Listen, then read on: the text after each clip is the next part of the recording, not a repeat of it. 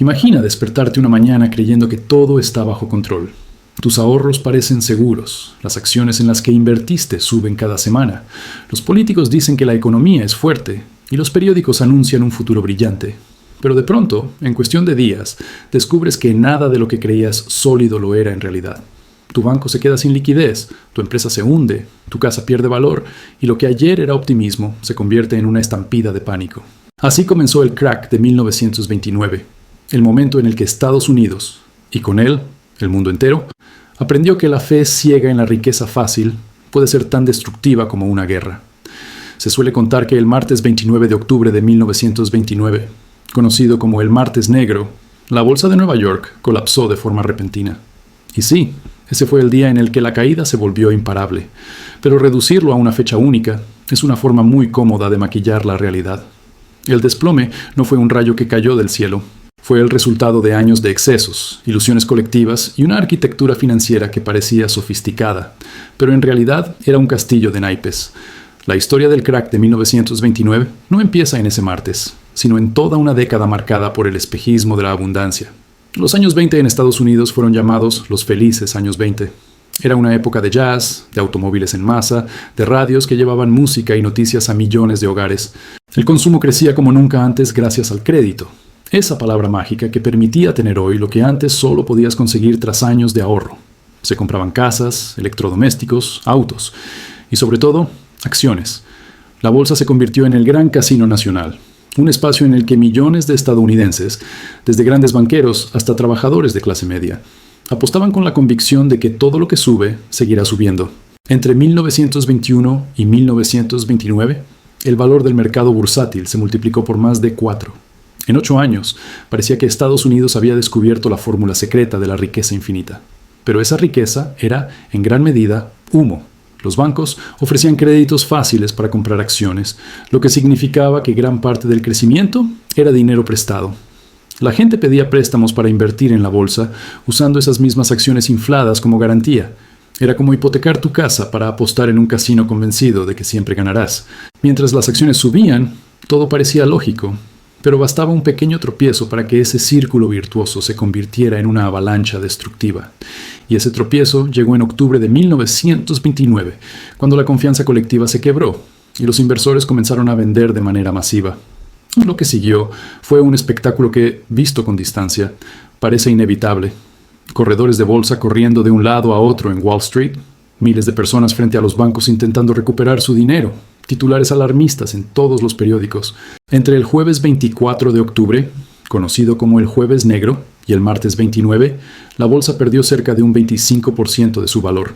En pocas jornadas, millones de personas vieron evaporarse sus ahorros. Y lo más importante, lo que había comenzado como un problema financiero se transformó rápidamente en una crisis económica y social global. El desempleo en Estados Unidos pasó del 3% en 1929 a más del 25% en 1933. Miles de bancos quebraron. Familias enteras quedaron en la ruina. Los países que dependían de la economía estadounidense, como gran parte de América Latina y Europa, se hundieron con ella. Fue el inicio de la Gran Depresión, una herida que marcaría a toda una generación. Ahora bien, aquí viene la parte incómoda.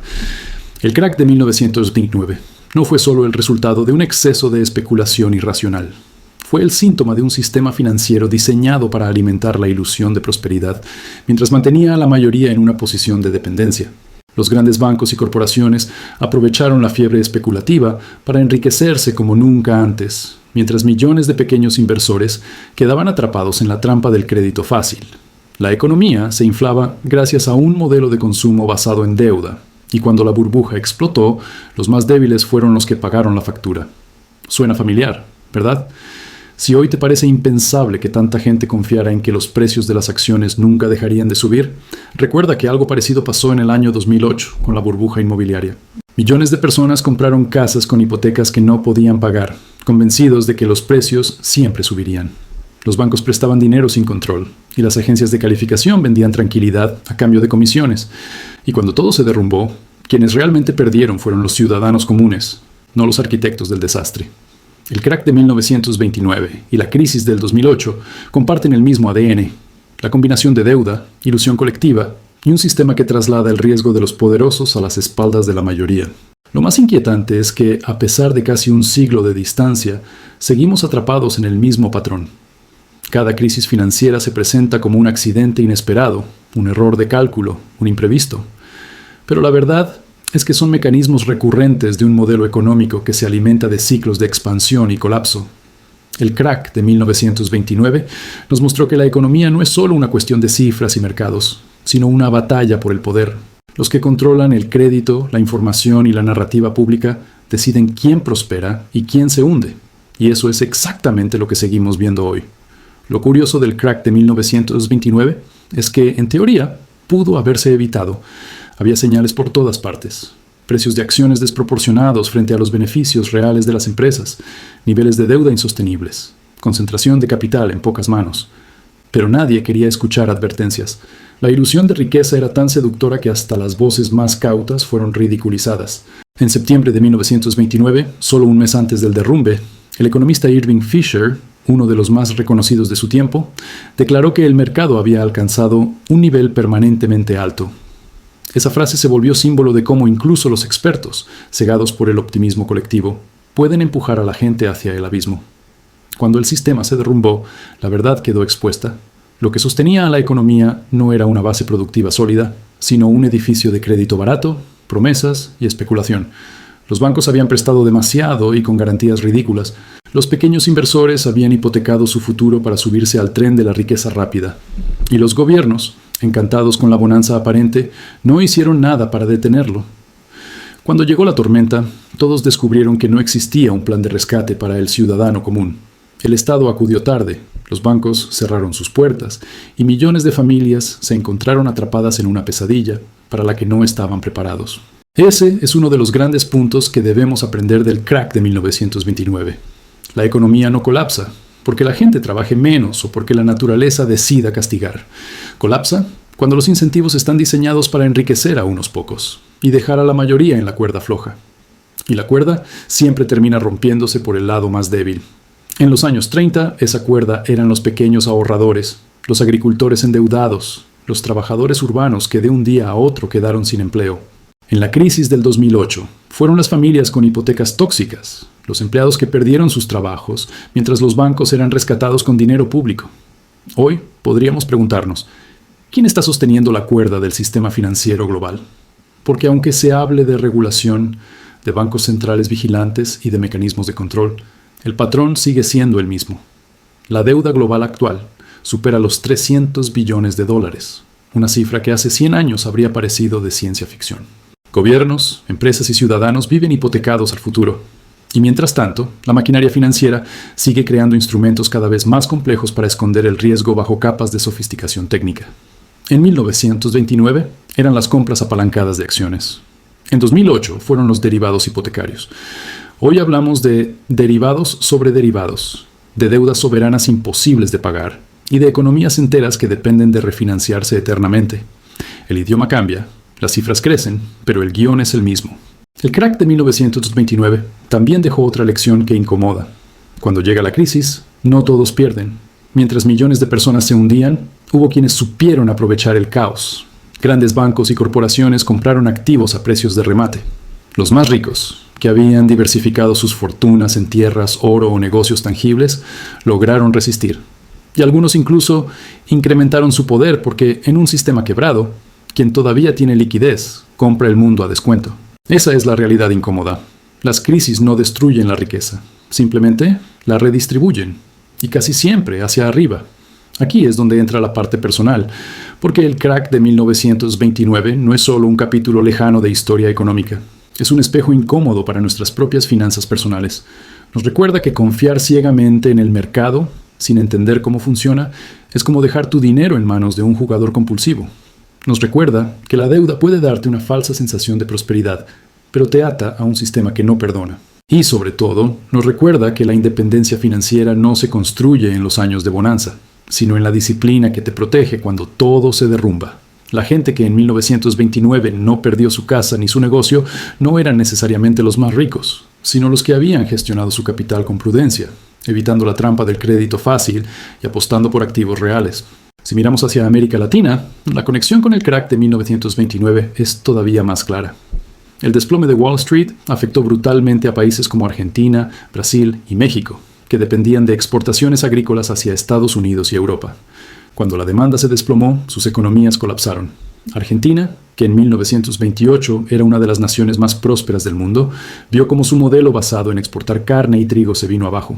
Ese fue el inicio de una larga decadencia que todavía resuena en su historia de crisis cíclicas, devaluaciones y defaults. Lo que comenzó como un crack bursátil en Nueva York terminó moldeando el destino económico y político de medio planeta.